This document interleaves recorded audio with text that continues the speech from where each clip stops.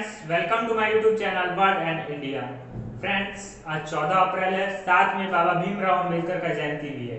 इसलिए मैं आज बाबा भीमराव अंबेडकर के बारे में कुछ महत्वपूर्ण जानकारियां लेकर आया हूँ। बिना देर किए हम उनके जीवनी के बारे में कुछ महत्वपूर्ण जानकारी प्राप्त करेंगे। हालांकि उनका जीवन गाथा बहुत लंबा है, उतना हम ना जानकर उनके बारे में कुछ इंपॉर्टेंट जानकारी प्राप्त करेंगे। तो फ्रेंड्स, बिना देर किए फिर हम शुरू करते हैं। चलिए, बाबा भीमराव अंबेडकर का तो नाम आप जानते ही होंगे। उनका डॉक्टर भीमराव अंबेडकर नाम था, लेकिन उनका पूरा नाम डॉक्टर भीमराव रामजी अंबेडकर था और उनका जन्म 14 अप्रैल 1891 को हुआ। मध्य प्रदेश के महू गांव में हुआ, लेकिन अब महू गांव का नाम बदलकर अंबेडकर नगर कर दिया गया है। जी, साल 2003 में उनका गांव का नाम यानी महू गांव का नाम बदलकर अंबेडकर नगर कर दिया गया कांग्रेस सरकार की अगुवाई में। फ्रेंड्स, उनके माता का नाम भीमाबाई था। फ्रेंड्स, एक बार उनके बारे हम बचपन के नाम जान लें। उनका बचपन का नाम भीवा या भीम था। उन्हें बचपन में भीवा या भीम कहा जाता था। उनके माता का नाम भीमाबाई था और पिता का नाम रामजी मालोजी सतपाल था। ये ब्रिटिश ईस्ट इंडिया कंपनी में सेना रह चुके थे और सेना के रूप में कार्यरत थे। इनके परिवार का मूल मराठी था, ये मराठी मूल से संबंधित थे। धर्म, इनके परिवार का धर्म हिंदू था, लेकिन बाद में बाबा भीमराव अंबेडकर ने अपना धर्म चेंज कर 14 अक्टूबर 1956 को अपना धर्म चेंज कर बौद्ध धर्म अपना लिया, क्योंकि वो हिंदू धर्म से तंग आ गए थे। वो हिंदू धर्म में जाति प्रथा को देखकर, छुआछूत की बीमारी को देखकर उन्होंने हिंदू धर्म त्याग दिया और बौद्ध धर्म को अपना लिया। उनका नामांकन यानी उनका पढ़ाई, अब विद्यार्थी जीवन के बारे में हम प्रारंभ करते हैं। उनका नामांकन 7 नवंबर 1900 को हुआ। जी हाँ, 7 नवंबर 1900 को गवर्नमेंट हाई स्कूल सतारा में उनका एडमिशन हुआ। इसलिए 7 नवंबर को महाराष्ट्र में विद्यार्थी दिवस के रूप में भी मनाया जाता है। 7 नवंबर को याद कर लीजिएगा, एक महत्वपूर्ण फैक्ट है। 7 नवंबर को महाराष्ट्र में विद्यार्थी दिवस के रूप में मनाया जाता है। जब वो 5वीं क्लास में थे, अंग्रेजी के 5वीं क्लास में, तब उनका विवाह हो गया। उस समय बाल विवाह चलता था। उस समय उनकी आयु कुछ खास नहीं थी, बहुत छोटे थे। विवाह उनका 1906 में रामाबाई के साथ हो गया। उस समय रामाबाई की आयु 9 वर्ष थी और उनकी दूसरी शादी 1948 में सविता अंबेडकर के साथ हुआ। वो उनकी दूसरी शादी भी हुई थी, उनकी 2 पत्नियां थी। फिर उन्होंने मैट्रिक 1907 में प्राप्त की, 1907 में मैट्रिक पास की। फिर inter Elphinstone college Bombay university से उन्होंने अपना इंटर किया। स्नातक 1912 में यानी बीए पॉलिटी और इकोनॉमिक्स से 1912 में वो बीए किए।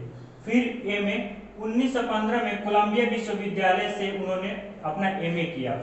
न्यूयॉर्क में कोलंबिया विश्वविद्यालय है, इंपॉर्टेंट जानकारी, इसे आप याद कर लीजिएगा। 1916 में लंदन जाकर बैरिस्टर कोर्स किए, लेकिन फिर 1917 में वो वापस आ गए, क्योंकि जो बड़ौदा से उन्हें छात्रवृत्ति मिलती थी वह बंद हो गई। 1 साल मिली, फिर उसके बाद बंद हो गई, जिसके कारण वो फिर वापस आ गए।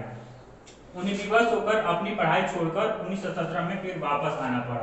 फ्रेंड्स, इतना उनके हम विद्यार्थी जीवन के बारे में जाने। उनके विद्यार्थी जीवन भी काफी लंबा है, लेकिन हम ये कुछ महत्वपूर्ण जानकारियां है, इसलिए मैं इसे आपके सामने लाया हूं। चलिए, अब हम उनके राजनीतिक जीवन में प्रवेश करते हैं। राजनीतिक जीवन का शुरुआत 1926 में हुआ, जब वो विधान परिषद के सदस्य चुने गए। 1926 में बाबा भीमराव अंबेडकर को विधान परिषद का सदस्य चुना गया। प्रथम गोलमेज सम्मेलन 1930 में भाग लेकर शोषित वर्ग की सुरक्षा को दुनिया के सामने रखा। 1930 में उन्होंने अपने पहले गोलमेज सम्मेलन में भाग लिया और शोषित वर्ग के लोगों के उत्थान के लिए उसमें आवाज उठाई। उसमें शोषित वर्ग की सुरक्षा के लिए आवाज उठाई। इतना छुआछूत के बारे में उस गोलमेज सम्मेलन में उन्होंने अपना प्रस्ताव रखा। फिर 1931 में दूसरे गोलमेज सम्मेलन में भी भाग लिए, जिसमें फिर दोबारा उन्होंने इस बात को उठाया, लेकिन इसमें गांधी जी के साथ कुछ बहस हो गई, क्योंकि गांधी जी उनसे बता रहे थे कि यह करने से बाबा भीमराव अंबेडकर बोले थे कि छुआछूत जो है उनके लिए, नीच जात के लिए एक अलग निर्वाचित होना चाहिए। लेकिन गांधी जी ने ऐसा करने से मना किया और उन्होंने कहा कि ऐसा करने से हमारा हिंदू समाज बिखर सकता है, यानी हिंदू समाज में बंटवारा हो सकता है।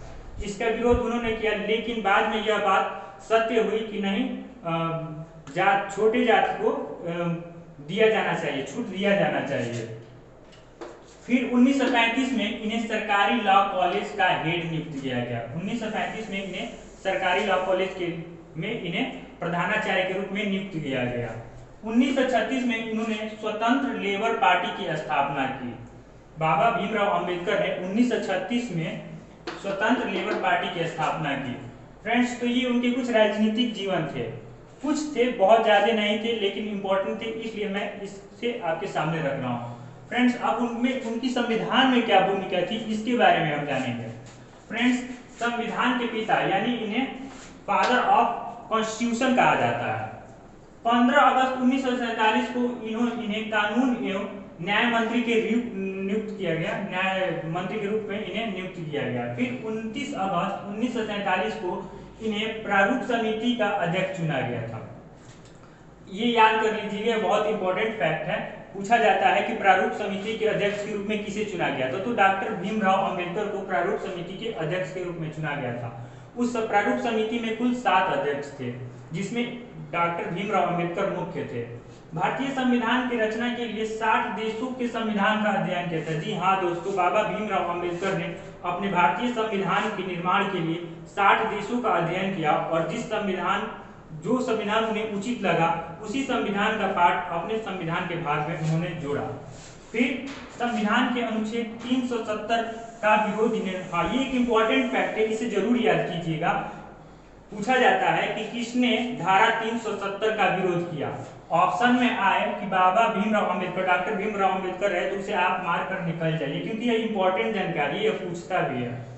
इनकी मृत्यु के बारे में हम जानेंगे, क्योंकि बहुत सारी इनकी जानकारियां हैं जिसे बहुत जल्दी बहुत लंबा अध्ययन करना पड़ेगा।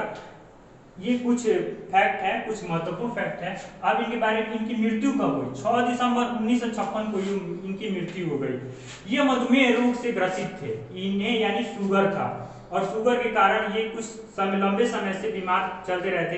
इन पर कुछ राजनीतिक जीवन से भी इनके शरीर पर कुछ प्रभाव पड़ा और ये दबाव कुछ झेलते रहे।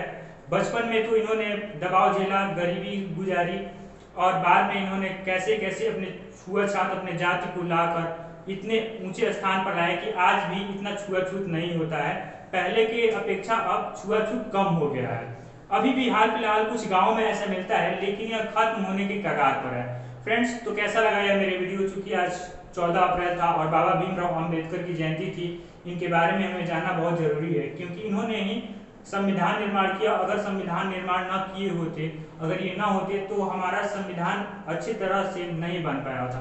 फ्रेंड्स, तो अच्छा लगे वीडियो तो मेरा लाइक करें और मेरे चैनल को सब्सक्राइब